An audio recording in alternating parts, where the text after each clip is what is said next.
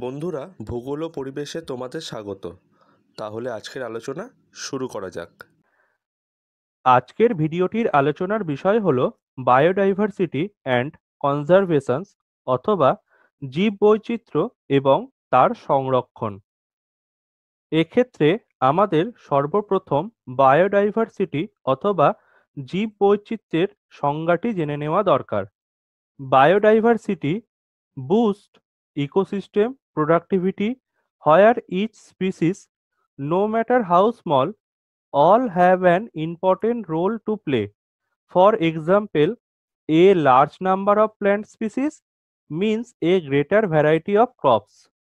অর্থাৎ কোনো একটি অঞ্চলের ক্রিয়াশীল ও পারস্পরিক নির্ভরশীল নানান প্রকার জীবের সমাবেশকে অথবা নানান প্রকার জীবের জেনেটিক উপাদানের সমাবেশকে জীববৈচিত্র্য বলে।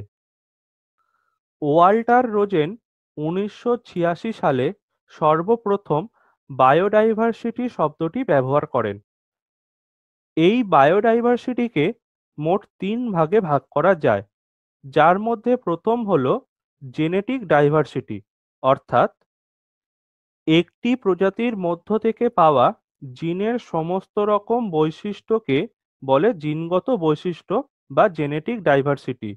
যেমন প্রতিটি মানুষের মুখের গঠন আলাদা হয়। ২. স্পিসিস ডাইভার্সিটি, অর্থাৎ প্রজাতিগত বৈচিত্র্য বলতে বোঝায় কোনো নির্দিষ্ট অঞ্চলে বসবাসকারী সমস্ত রকমের প্রাণী, উদ্ভিদ ইত্যাদির সমাহারকে। যেমন নিরক্ষীয় বৃষ্টি অরণ্যে সর্বাধিক প্রজাতিগত বৈচিত্র্য লক্ষ্য করা যায়। পরবর্তী আসছে ইকোসিস্টেম ডাইভার্সিটি অথবা বাস্তুতান্ত্রিক বৈচিত্র্য।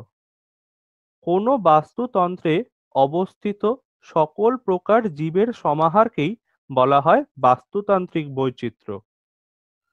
পরবর্তীকালে হুইটেকার ১৯৭২ সালে এই ইকোসিস্টেম ডাইভার্সিটিকে ৩টি ভাগে ভাগ করেন, যথাক্রমে আলফা ডাইভার্সিটি, বিটা ডাইভার্সিটি এবং গামা ডাইভার্সিটি। কোনো নির্দিষ্ট অঞ্চলে বসবাসকারী গোষ্ঠীর মধ্যে প্রাপ্ত বৈশিষ্ট্যকে বলা হয় আলফা বৈচিত্র্য বা আলফা ডাইভার্সিটি। কোনো নির্দিষ্ট আন্তঃসম্পর্কযুক্ত অঞ্চলে বসবাসকারী আন্তঃসম্পর্কযুক্ত গোষ্ঠীকে বলা হয় বিটা বৈচিত্র্য বা বিটা ডাইভার্সিটি। এবং কোনো বৃহৎ আকার ভৌগোলিক অঞ্চলের মধ্যেকার পরিবেশ, বাসভূমি এবং গোষ্ঠীর মধ্যে যে বৈচিত্র্য ফুটে ওঠে তাকে বলা হয় গামা বৈচিত্র্য বা গামা ডাইভার্সিটি। এছাড়াও এক ধরনের কৃত্রিম জীব বৈচিত্র্য লক্ষ্য করা যায়, যা মূলত গবেষণা ও প্রযুক্তির মাধ্যমে অথবা অভিযোজনের মাধ্যমে বা মিউটেশন ঘটিয়ে এক প্রকার নতুন জীবের তৈরি করা হয়। এই প্রকার জীবেদের সমাহারকেই বলা হয় ডোমেস্টিক ডাইভার্সিটি বা কৃত্রিম বৈচিত্র্য, যেমন উচ্চ ফলনশীল গম। এবারে কিছু গ্লোবাল বায়োডাইভার্সিটি হটস্পট দেখে নেওয়া যাক।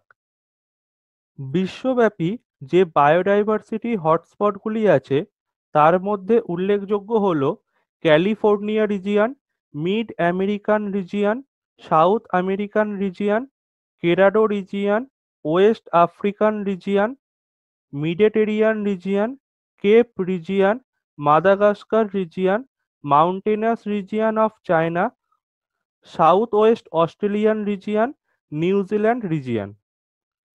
এক্ষেত্রে ভারতবর্ষের উল্লেখযোগ্য হটস্পট রিজিয়নগুলি হল Ladakh region, western Himalaya, eastern Himalaya, Gujarat region, Deccan trap region, Gangetic plain region, Andaman and Nicobar region ইত্যাদি।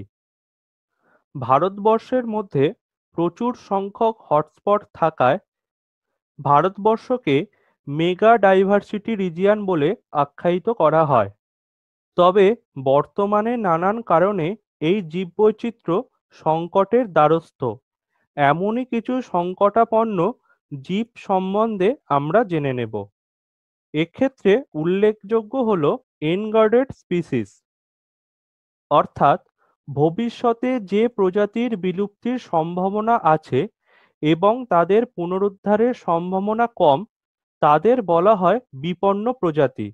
এদের ইএন সংকেত দ্বারা প্রকাশ করা হয়।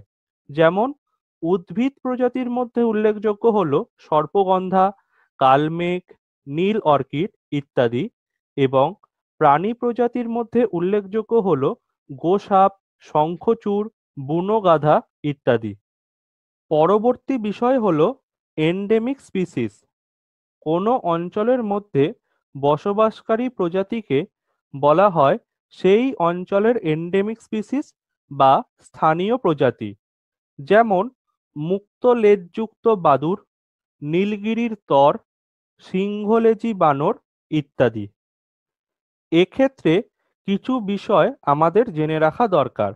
যেমন red data book, international union for conservation of nature and natural resources অর্থাৎ IUCN একটি লুপ্তপ্রায় প্রজাতির তালিকা প্রকাশ করে, যাকে রেড ডেটা বুক বলা হয়। লুপ্তপ্রায় প্রজাতি যদি বিপদ থেকে মুক্ত হয়ে যায়, তখন তাদের যে তালিকাভুক্ত করা হয় সেই তালিকাকে বলা হয় গ্রিন ডেটা বুক, এবং যে তালিকায় হানিকর প্রজাতিসমূহের উল্লেখ থাকে তাকে বলা হয় ব্ল্যাক ডেটা বুক। এবারে দেখে নেওয়া যাক জীববৈচিত্র্য কি কি কারণে সংকটাপন্ন হয় অথবা থ্রেটস অফ বায়োডাইভার্সিটি। জীববৈচিত্র্যের সংকটের এই কারণকে মোট দুটি ভাগে ভাগ করা হয়, যার মধ্যে প্রথমটি হল প্রাকৃতিক কারণ।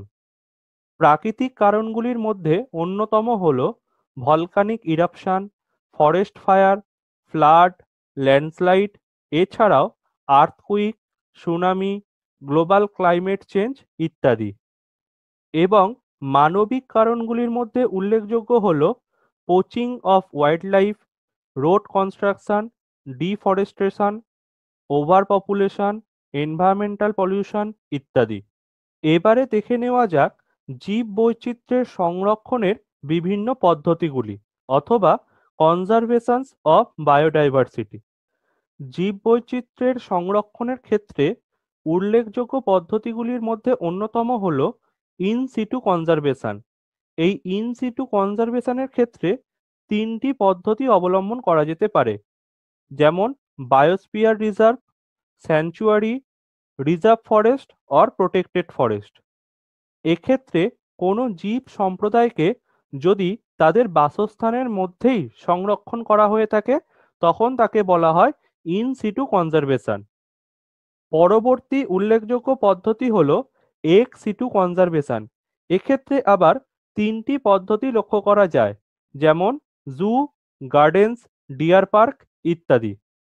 যদি কোনো জীব সম্প্রদায়কে তাদের বাসস্থানের মধ্যে সংরক্ষণ না করে অন্যত্র সংরক্ষণ করা হয়, তখন তাকে বলা হয় এক্স সিটু কনজারভেশন।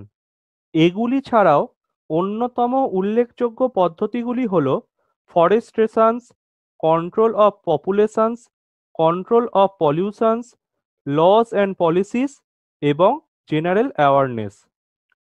আশা করছি এই ছোট্ট ভিডিওটির মাধ্যমে জীববৈচিত্র্য এবং সংরক্ষণ সম্বন্ধীয় বিভিন্ন বিষয়গুলি আমরা বুঝতে পেরেছি। Thank you so much. বন্ধুরা, আরও এরকম ইন্টারেস্টিং ভিডিও পেতে ভূগোল ও পরিবেশ চ্যানেলটিকে সাবস্ক্রাইব করো, শেয়ার করো এবং লাইক করো। Thank you. Visit again.